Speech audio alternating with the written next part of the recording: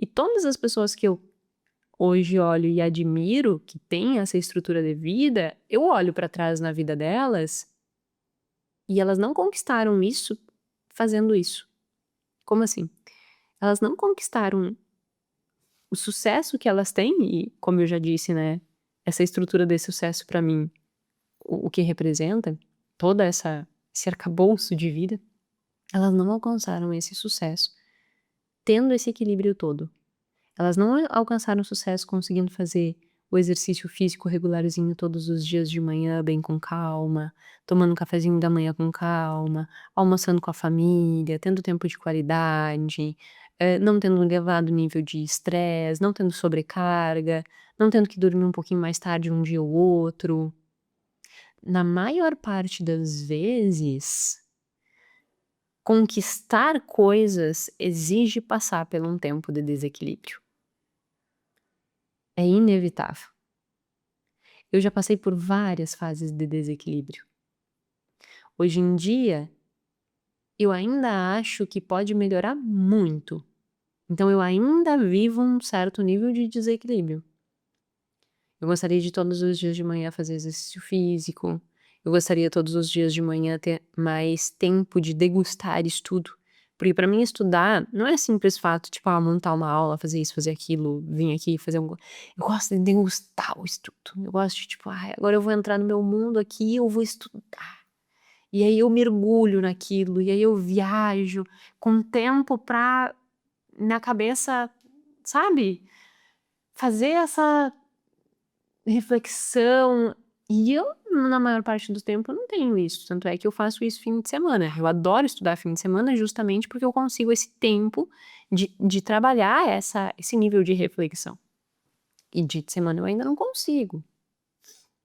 Então, eu ainda vivo uma vida que eu olho e digo: "Eu ainda não estou num patamar que eu julgue que é exatamente aquela vida perfeita". Só que a própria pesquisa de Harvard, né, diz, uma pesquisa que faz avaliação de adultos, né, no desenvolvimento da felicidade, para entender quais são os aspectos que trazem mais felicidade. E ele diz numa frase do livro, o livro se chama A Vida Boa, e ele diz que a vida boa não é perfeita, porque se fosse perfeita, deixava de ser boa.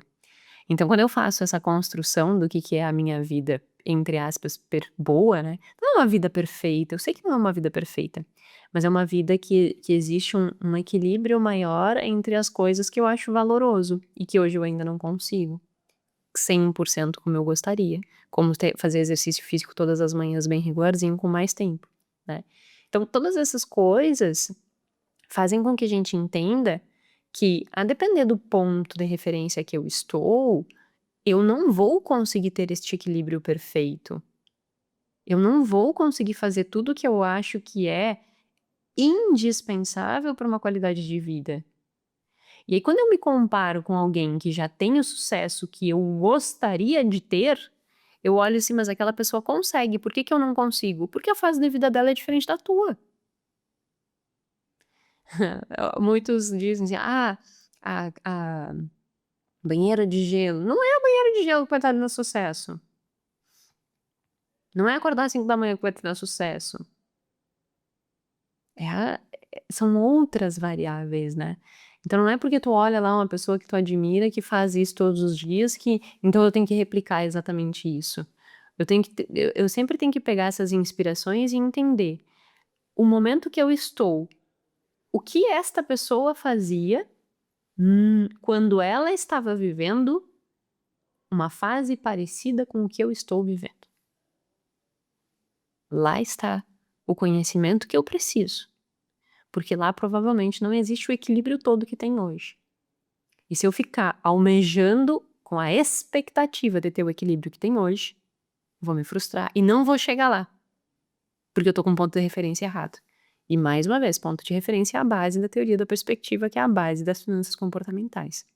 Eu tô iniciando a dizer isso, porque quando nós trazemos isso para o dinheiro, e eu olho uma janela, né, 1.500 a 5.000 reais, essa é uma janela importante. E nós temos que olhar como referência o que eu fazia quando eu tinha essa renda. Tu não pode olhar pra mim hoje e pensar assim: "Ah, mas a Jéssica vai na academia e tem personal". Mas quando eu ganhava 1.500 e 5.000, eu não tinha personal. A Jéssica tem uma pessoa que vai na casa dela, faz comida, limpa a casa e faz tudo. Quando eu ganhava R$ 1.500, eu não tinha ninguém pra limpar minha casa. A Jéssica, sei lá, eu não tenho muitos luxos, né. Eu sou uma pessoa muito simples. Mas, sei lá, a Jéssica pinta o cabelo no salão, corta o cabelo no salão. Pois quando eu ganhava 1.500 a R$ 5.000, eu cortava o cabelo em casa. Eu faço até hoje as minhas unhas em casa, né, porque eu não gosto de ficar indo no salão. E eu ainda não achei ninguém pra ir lá na minha casa. E eu gosto de fazer também, é tipo um momento de assim, relaxar. Mas quando eu ganhava de 1.500 a R$ 5.000, eu cortava meu cabelo.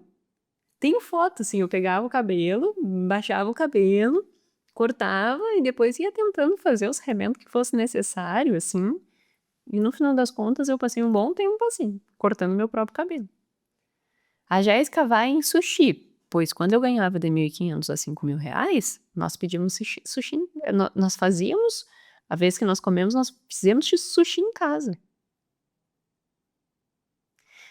Então, é esse tipo de comportamento que a gente precisa olhar, por isso que eu comecei com o exemplo da Júlia, né, que se tu vai olhar para o que a pessoa diz e o que ela se comporta, tenta pegar o que ela se comporta.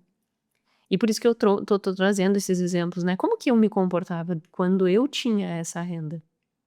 E que eu julgo que foi importantíssimo para chegar onde eu cheguei. E também tem coisas que eu não fiz, e que agora a gente vai entender o que eu não fiz, que eu também julgo serem importantes serem analisadas.